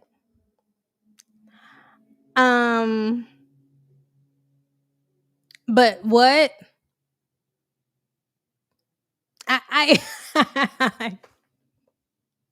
uh, uh, I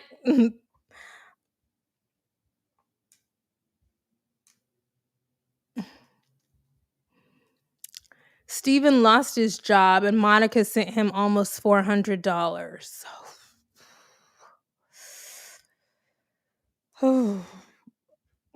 Episode 8. Okay, I just think, I don't know. I guess like you have to be a nut if you go on Love is Blind, so I just have to like embrace that everybody who goes on these shows is, you know, you're a little, something's not right. Um but the idea of we've we've spent 6 hours talking to each other and now we're in love. You're grown. Like, what's going on? Like, y'all have 401ks.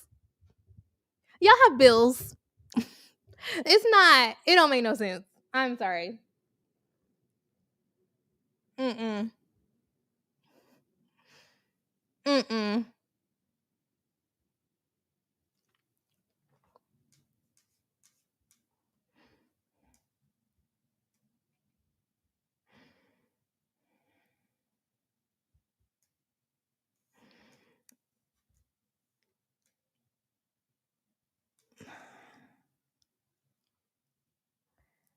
Okay, glossing over him.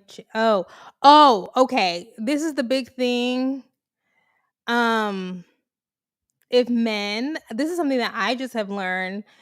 If somebody jokes about cheating, ooh, except no, I haven't joked about cheating. I had to. I got cheated on first, but it's not a joke. I wouldn't do that again. But I think that if somebody talks about cheating and they joke about it like it's funny, then that's a red flag. I'm trying to think, like, am I indicted in this? But that's because I didn't cheat first, so and it was really messy, and I y'all shouldn't do that because it got me into some mess. Don't do that. Um,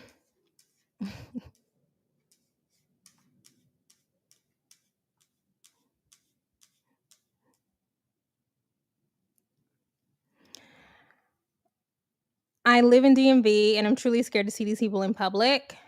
The biggest fault of these dating shows, particularly Love is Blind, is how the men usually are way less successful than the women. Oh, the patriarchy has us as victims.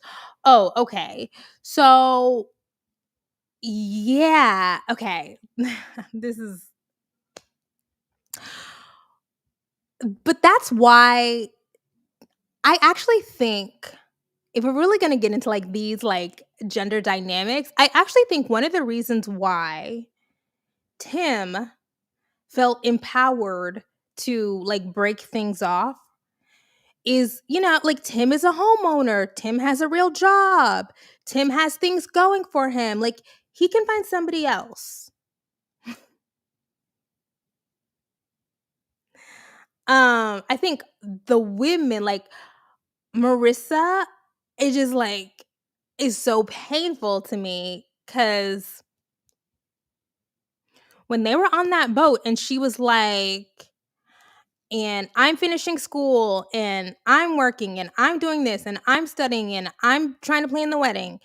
And she's like, I need some help with the mental load. And Ramses just gave her the blank stare. Immediately, no. Immediately break up.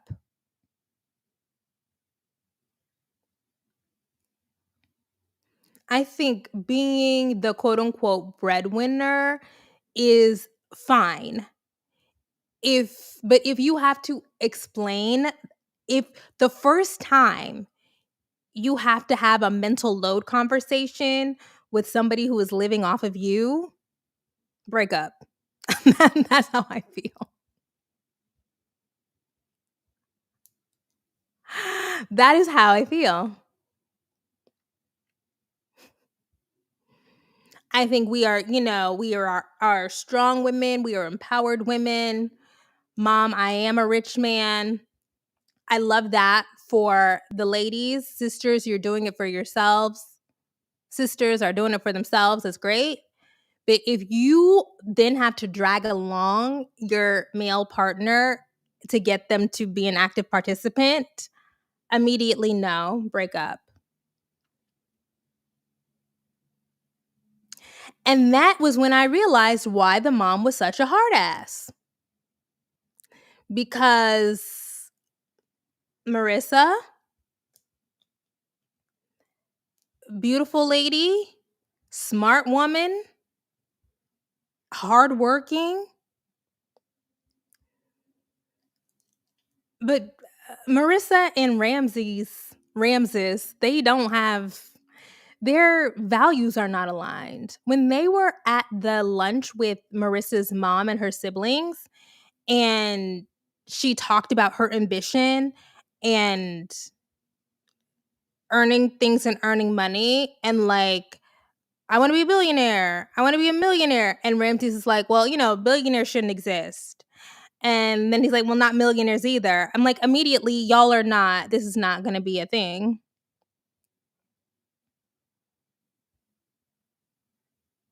Immediately. You're done.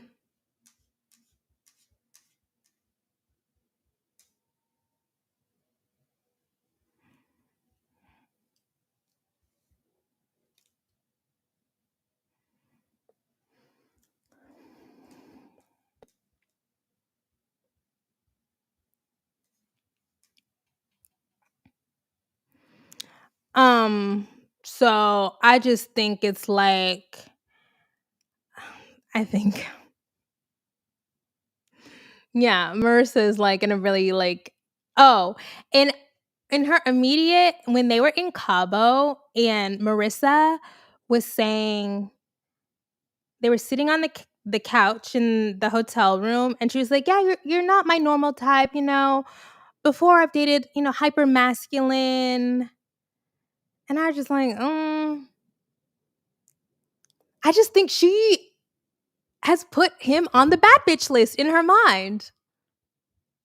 It's good to be very physically attracted. It's good to be very sexually attractive. Ramses is a it's not the braids dangling and the puka shell is immediate no for me. I'm sorry. I'm just very like no no no no no. There's actually not enough attractiveness to make up for the oh, it's not a braid. The dreadlocks, the locks with the puka shell, it's a no. There's just not enough to make up for but she was excited by that. She was titillated by that and now yeah, you have a bad bitch in your home. And now you have to pay for the bad bitch.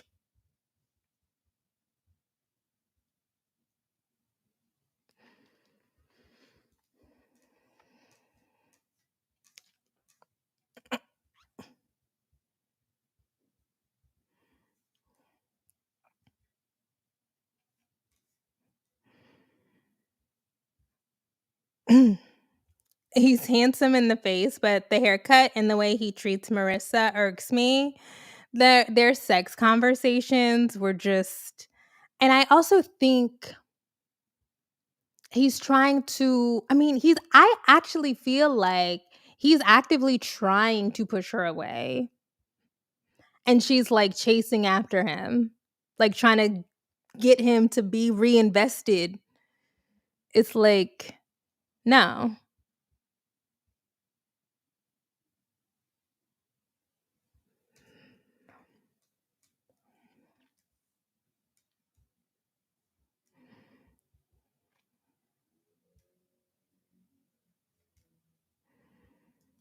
Ramses is one of those disillusional, chronically online progressives.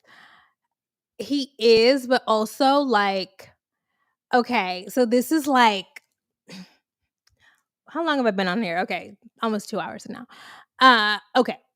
The thing about Ramses is he has progressive politics for sure, except not really. Like to me, a progressive gender politic, and maybe this is just because this is what works in my home and like meets my needs. Um to me, a progressive gender politic is you're doing a lot of work. How can I make your life easier? Like that's a progressive gender politic if you're a man. Like what work do I need to do if you're going to be doing all this wage labor and organization and like all of that? And like if you are not doing that work inside the home, I don't think that you are a progressive man.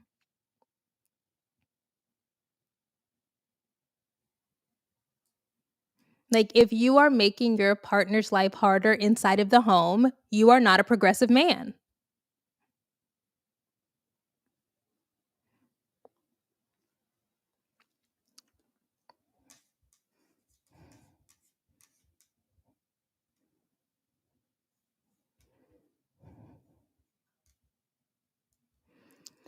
Well, he seemed willing to, yes, he was willing to cook and do housework, but if she is expressing other stuff about the mental load,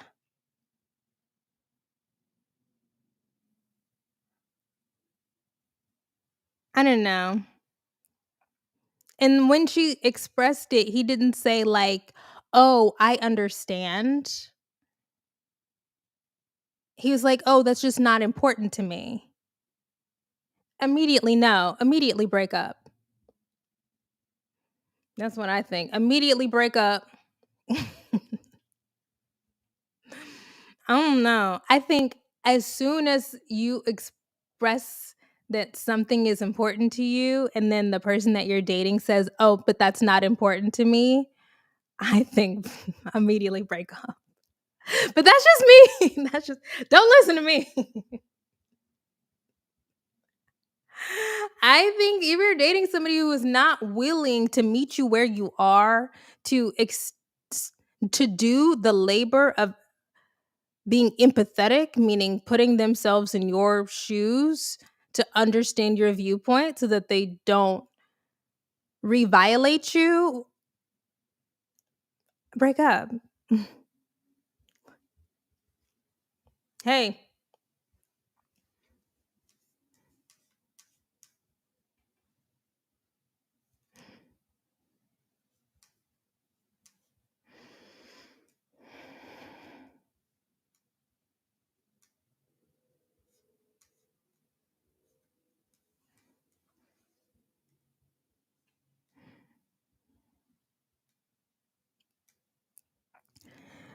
um, yeah.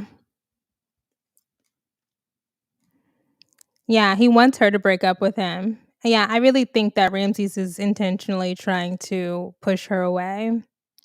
At least he cooks and cleans. I don't know, man. I think in 2024, though, like, I think I know some traditional, quote unquote, traditional people who cook and clean. I don't know. I don't even think that that's like super remarkable now, you know?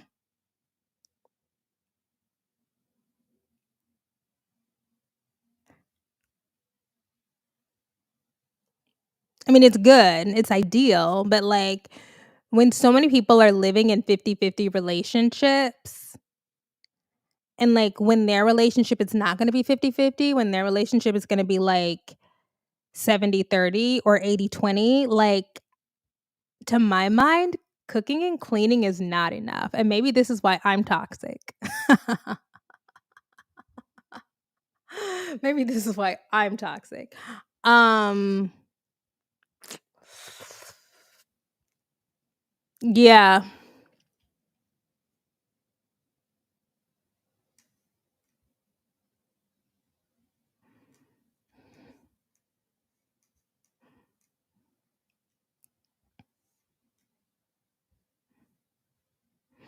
Anyways, um that is all I have about that. Sorry, I'm just going off of the, do I have any other random Love is Blind thoughts? Y'all pretend like you've never heard any of these thoughts before when I come back and talk about it. Um, I mean, I'll have real analysis when I really dive into it. Anything else? Nicholas. Oh, final thing, because this is like something that I found to be very strange. Okay. The show is called Love is Blind. So I understand some people don't want to go deep into their physical appearance. But one thing I did find odd, and I'm going to have to read what the Asians are saying about this. What are the Asian girlies saying about this? I found it to be odd when Taylor was breadcrumbing her ethnic identity, when she was like giving a sneak peek of it. And I just thought, when she was like, "Oh yeah, my dad's name is Tom, and people call my mom is so sweet. People call her by her first name." But she didn't want to say the mom's first name because it would give away an ethnic identifier. I was just like, what's going on? I don't know. I just think I, I found that to be weird. I just found it to be weird. But I know other people also did not want to give previews of their, I don't know, but there's just something about like trying to hide your ethnicity that I'm like, is it just me? I don't know, dude.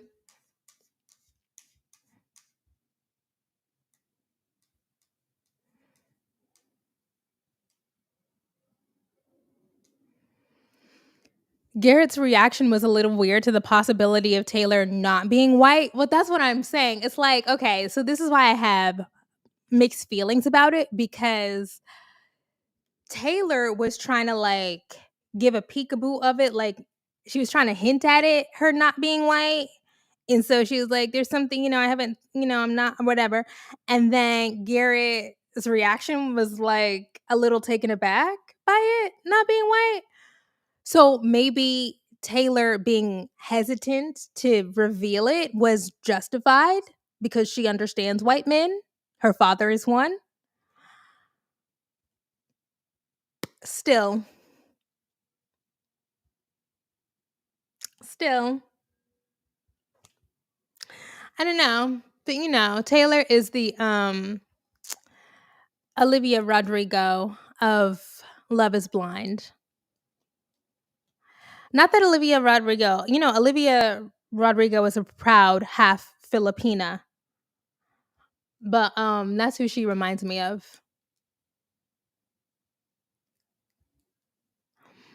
Oh yeah, this is gonna stay up.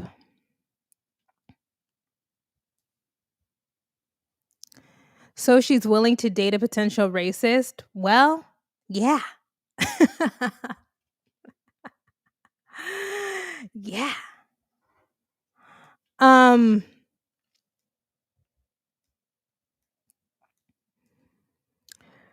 Garrett did not sign up. Yeah.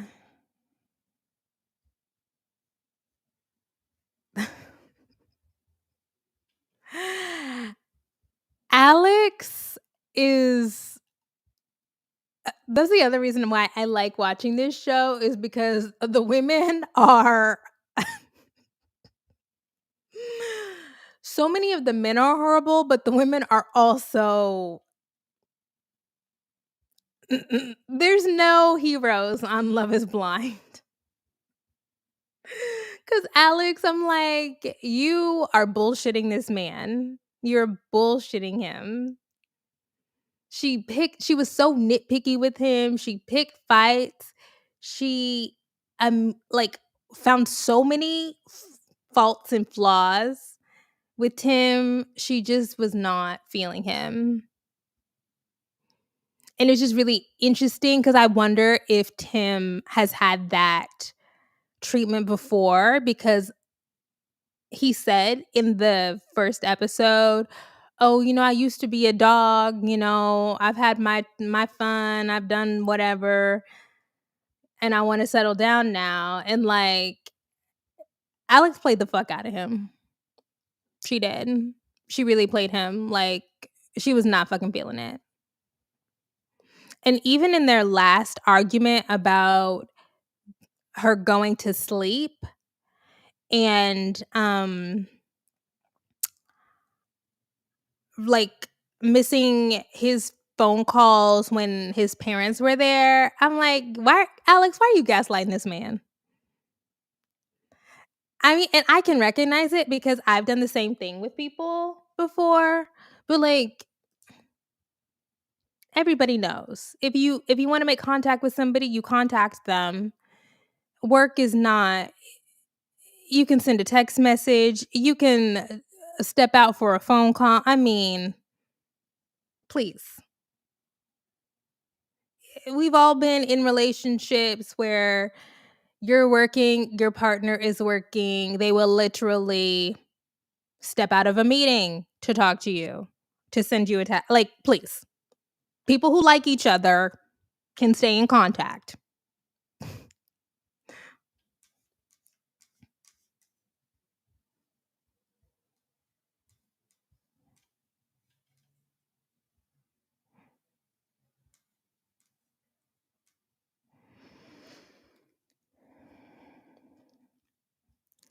He trauma. I mean, honestly, okay. Alex and Tim are not. I think both of them are bad. I mean, I don't want to say bad. I'm saying they have some problems.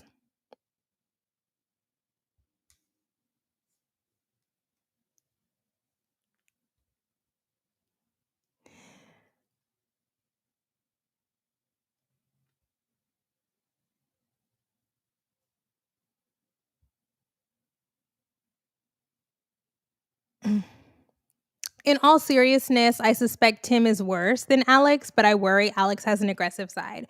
Okay. I think that I don't want to just default to I assume Tim is worse. Maybe. But but the way that Alex argues allegedly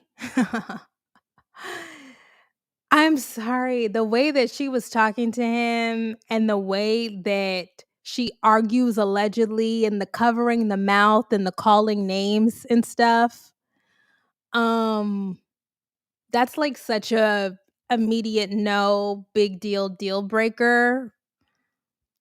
I think people who can't fight, who can't argue reasonably are unhinged.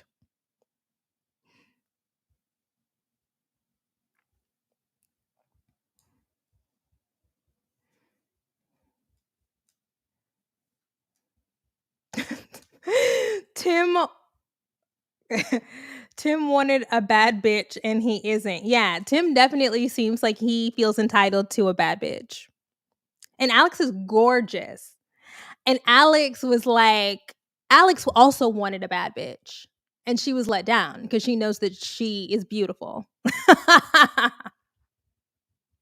People want their looks match. People want their attractiveness match. They do. And that is why Leo did all of that bragging about having all of that money, but then also talked about being insecure because people might want him for his money. And Brittany did the I'm used to being taken care of thing, and they picked each other, but the money was not enough.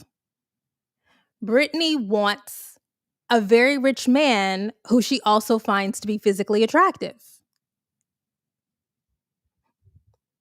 That's what people want. People want you to have all of the other stuff that they want, but also be cute. To them, at least. It's very simple. It's very simple.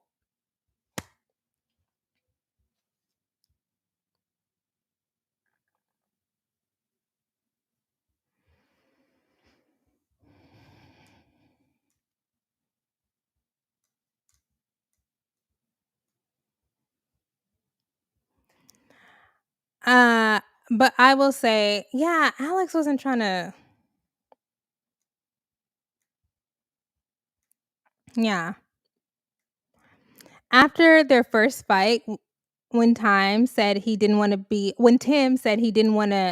be near her and she moved in and hugged him, you could see the light leave his eyes. It's so funny.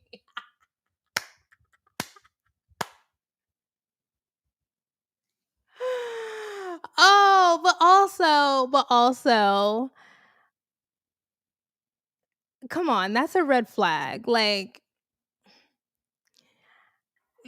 after they have gotten done talking through the argument that escalated in an uncomfortable way, and and if the person that you're arguing with says, I need some space, and you kind of ignore that, that's a red flag. I'm sorry, Alex is not going to have no problem getting another man, but Alex has some problems. She does.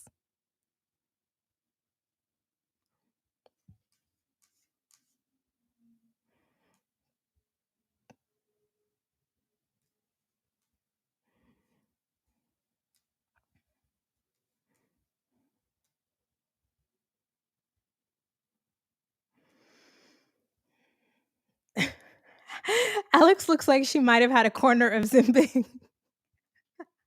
Look, the girls are doing the Zempic. Okay, I have to go. Okay, but every time I take an extended period, every time I take some time off, I come back.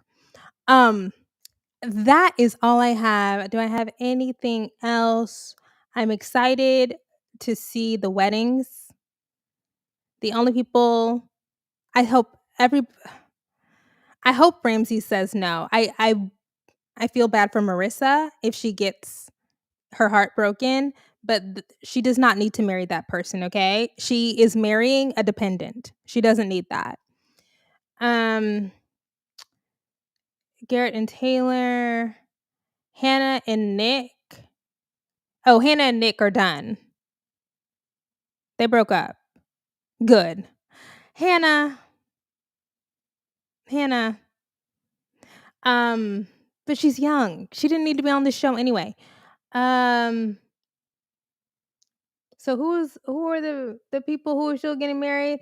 Alex, no, Ashley, Tyler, Garrett, Taylor, Marissa, Ramses. Ugh, horrible. Horrible. Anyways, I will talk to you guys later. I'm just on here. I'm just on here hanging out.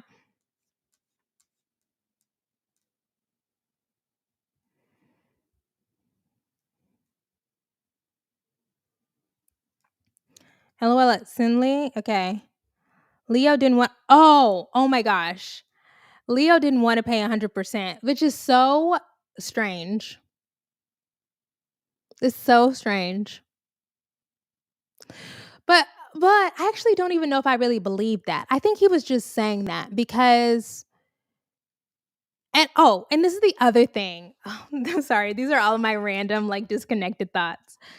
The other thing is Leo being so fake concerned about gold diggers while mentioning money all the time, saying he didn't want to pay 100%, and then choosing someone who very clearly wanted 100% and someone who from the very get-go was saying, I want to be taken care of. I'm a girly girl.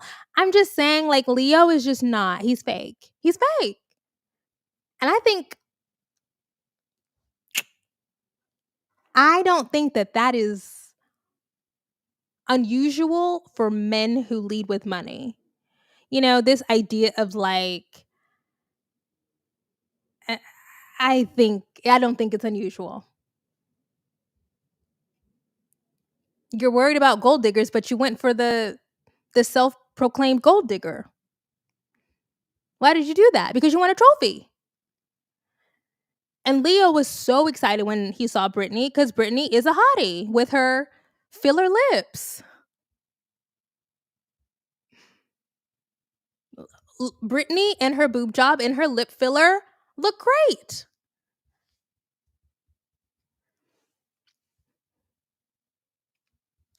Anyways, I will talk to you guys later. Bye.